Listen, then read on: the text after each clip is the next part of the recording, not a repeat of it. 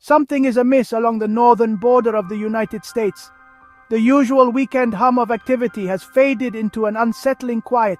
Parking lots at major retail centers in towns like Buffalo, New York, and Bellingham, Washington, once packed with Canadian cars, now sit half empty. The long lines of cars waiting to cross back into Canada have dwindled to a trickle. This isn't a seasonal dip, it's a fundamental shift. Canadians, once the lifeblood of these border economies, are staying home. They're choosing to spend their money within Canada, driven by financial pragmatism and growing national pride. The change is visible everywhere.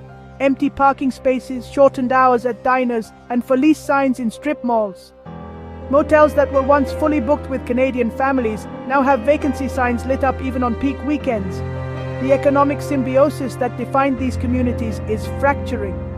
A manager at a Niagara Falls outlet mall says Canadian traffic is down by 40%. These shoppers weren't just browsers, they were power spenders, often arriving with empty trunks and shopping lists. Their absence has left a vacuum that local American shoppers simply can't fill. The stories from business owners are backed by hard data. Statistics Canada and US Customs show a sharp drop in same-day cross-border car trips from Canada. Over 15 million fewer annual trips compared to a decade ago.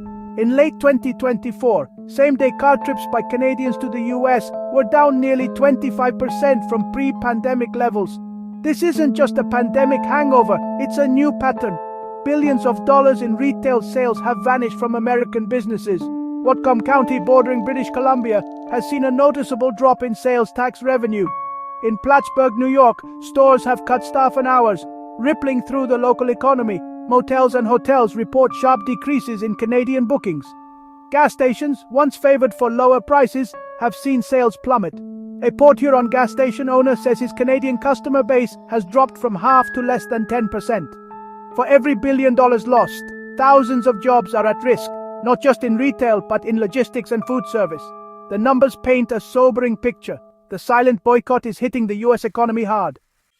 The Canadian retreat from US shopping is the result of a perfect storm. US tariffs on Canadian goods and Canada's retaliatory tariffs have made cross-border commerce feel adversarial. The Canadian dollar has been weak for years, hovering around 73 cents US. That means a $100 US item costs over $135 Canadian before taxes. The price advantage that once drew Canadians south has evaporated. The Canadian government has tightened enforcement of duties and taxes on goods brought back. The de minimis threshold for duty-free goods remains low, so shoppers pay US sales tax and Canadian taxes on return. Double taxation wipes out any remaining savings. The total landed cost of American products, after exchange, fuel, and duties, is often higher than buying at home. The days of quick trips to save big are over. These economic realities keep Canadian cars in their driveways.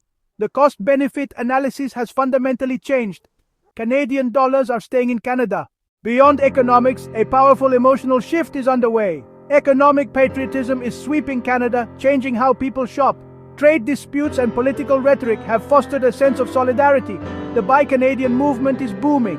Consumers are seeking out Canadian products. It's not just about price anymore, it's about principle and pride. Surveys show over 80% of Canadians believe it's important to buy Canadian. Many are willing to pay more for local products. Canadian retailers and media are amplifying the message shopping local supports jobs and communities. Supporting Canadian chains is seen as defiance against US protectionism. The trust that once defined cross-border shopping has eroded. For many, the US is now viewed as an economic competitor, not a marketplace of bargains. Even if economic factors reversed, old shopping habits may not return quickly. A new sense of national economic identity has taken root. The decline in Canadian shoppers has rippled far beyond big box stores. Small independent businesses in border towns are hit hardest. They can't absorb the losses like corporate giants. Family-owned motels and inns depended on Canadian families. Now, vacancy rates have soared. Local restaurants and cafes face empty tables, and staff have lost shifts. Even mechanics, car washes, and entertainment venues feel the pinch. All that secondary spending has vanished. The entire commercial fabric of these towns is weakened. What started as a problem for retailers is now a community-wide crisis. The silent boycott hasn't hit all sectors equally, but Some are suffering more than others. Luxury and high-end fashion outlets, once magnets for Canadian shoppers, have seen sales plummet. The electronics sector has also taken a hit. Price gaps have narrowed, and Canadian online retailers are more competitive. Canadians can now find deals at home without the hassle of border crossings or currency headaches. Even fast food chains and warehouse clubs like Costco have lost cross-border business. Many brands have expanded into Canada, and the cost of trips outweighs any savings. The result? A broad shift in consumer behavior. U.S. retailers' advantages in convenience and price have eroded. Nearly every major retail category along the border is feeling the pain. The economic fallout extends to public coffers in U.S. border towns. Sales tax revenue, once boosted by Canadian shoppers, is drying up. In places like Whatcom County, officials report multi-million-dollar shortfalls. Local governments face tough choices: cut public services or raise taxes on residents. Job losses in retail and hospitality shrink the tax base further. The cycle is vicious. Lost sales lead to lost jobs, which means less revenue for schools, roads, and community programs. The prosperity Canadians brought is being replaced by austerity. The silent boycott is now a public sector crisis, threatening the stability of these communities. As of mid-2025, the future for U.S. border towns looks uncertain. The silent boycott has reshaped the economic landscape, and the main drivers, weak loonie, economic patriotism, and e-commerce, aren't going away soon. Without major policy changes, more small businesses face closure and urban blight. Declining fortunes could trigger a population drain and further erode the tax base.